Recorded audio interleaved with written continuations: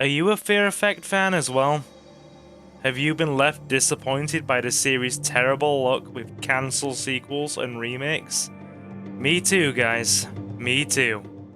Which is all the more reason I was surprised last year, when Square Enix announced the original Fear Effect was slated for a re-release on modern consoles.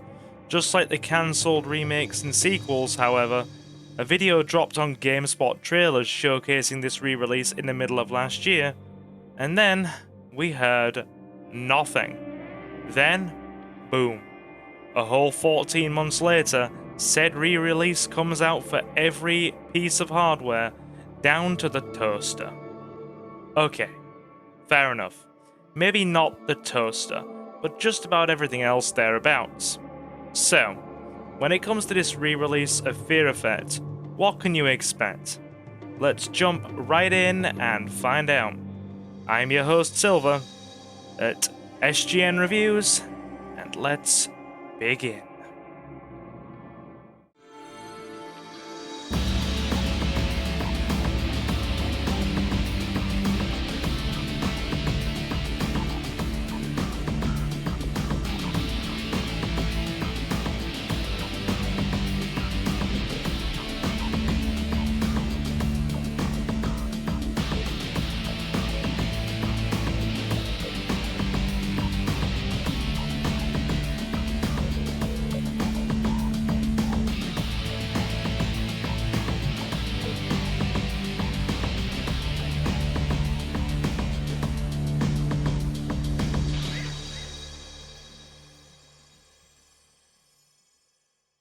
Notice how I've referred to this game as a re-release and never once used the term remaster. That's because nothing has really changed in terms of what's on offer. The core game, gameplay experience, and story all remain exactly the same. That's right, there's nothing overwhelming here. It's still the same cult survival horror classic brought somewhat unexpectedly into the modern era. The only difference is that this port comes with rewind and save state features, allowing you to jump back if you made mistakes and correct things if you are at a dead end. Yep, alongside the game's manual save system, you can now jump back to a previous segment in the blink of an eye, not having to wait on load times if you die or end up stuck in an unwinnable position. Now, and the console and PC versions both come with CRT filters for that classic retro look, but your mileage may vary, so use those at your own discretion. A good little extra to add into these little quality of life improvements. The plot, you might wonder? Yep, it's still the same, just like the overall game experience. The plot in a nutshell: you play as three mercs trying to ransom a Triad boss's daughter back to him. A simple gig on paper, but things soon unravel with a series of mistakes and bad decisions and end up going straight to hell. Our three protagonists are Hana Tsu-Vachel, a French-Chinese woman who used to work in a brothel against her will, Royce Glas, a former American military man, and Jacob Deke DeCourt, a psychotic Australian assassin. This one might be a little tricky for those of you who aren't used to the brutal difficulty curve of some PS1 games, but the save states should help. My advice: make multiple saves, both states and manual, and save as often as you can. Why my insistence on frequent saving, you might be wondering? Well, allow me to elaborate for you in the quickest and most effective way possible.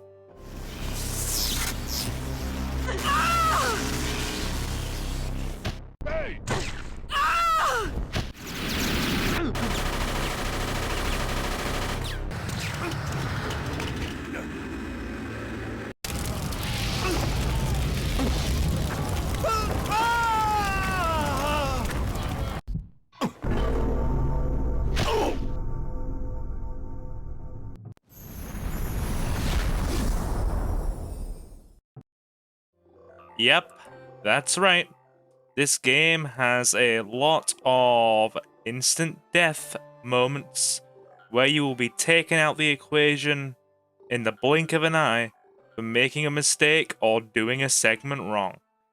And just like your Resident Evil games of the days of old, if you die and you haven't saved, you are thrown back to an earlier segment of the game where you last saved, and if you haven't saved at all, you are thrown back to the main menu.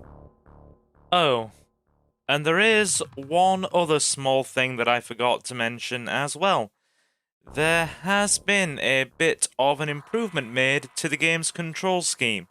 You now have the option to switch between the classic directional-based tank controls to an enhanced version, which is the character's movement on a single stick, meaning you don't have to rely on a lot of the awkward turning and that kind of thing. So if you want a streamlined movement experience, then that is there for you. And if you also wish to just enjoy the classic tank controls, and you're an old school hardcore Resident Evil fan, then you also have that option as well. Personally, I feel it's nice that they gave you the choice, and now we just have to discuss the one drawback that I felt this re-release really had. It just has one problem that unfortunately really lets it down in my opinion. My only real gripe is that we didn't really see the graphics enhanced or improved at all, which is something you can easily do these days. Case in point, simple emulation. This means certain scenes or areas in the game can look slightly pixelated. This is mitigated slightly by reducing the game down to its original resolution instead of running it in widescreen, which you can see from my footage here, but still, it's slightly disappointing, as if you do play on widescreen, it looks quite stretched. We're now doing something of a comparison by way of showing you what the widescreen footage actually looks like. All of the video up until this point has had the game in its original resolution, and now you can see that it is really, really zoomed in. Yes, you are getting a much clearer look at the character models and the things happening on screen, but the problem is, you are also getting a heck of a lot more pixelation, which is a shame.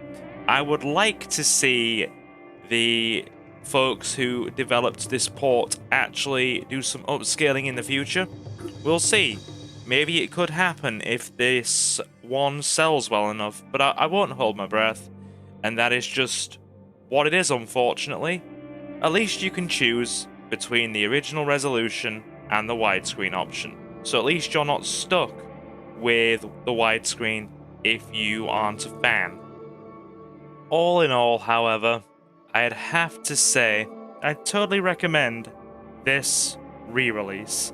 Given the series' rocky history with cancelled sequels and remakes, it's just nice to see it getting some time in the spotlight.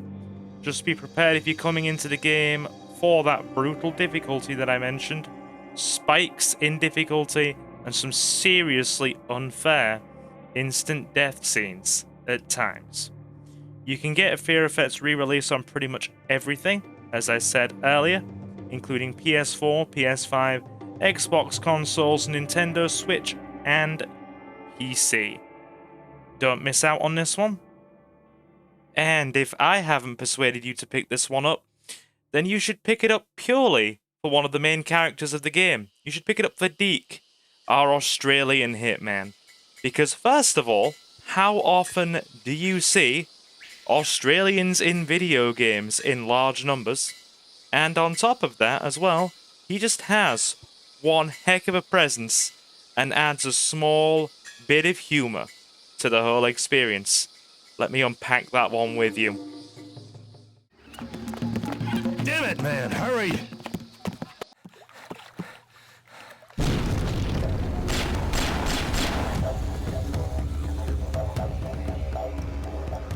That wasn't very neighborly of you there, mate. You have no idea what you are up against. How you find this funny, then? How's this for a punchline?